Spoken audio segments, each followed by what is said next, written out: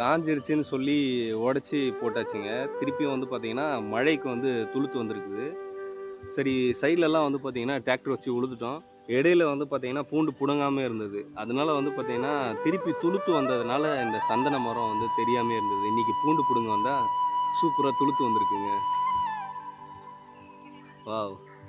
சரி ஒரே ஒரு சந்தனக்கன்னு நட்டோம் நம்மளோட தோப்புல. அதுவும் போயிடுச்சுன்னு நெனச்சேன். திருப்பி வந்து துளுத்து வந்திருக்குங்க. ரொம்ப ஹேப்பியா இருக்கு.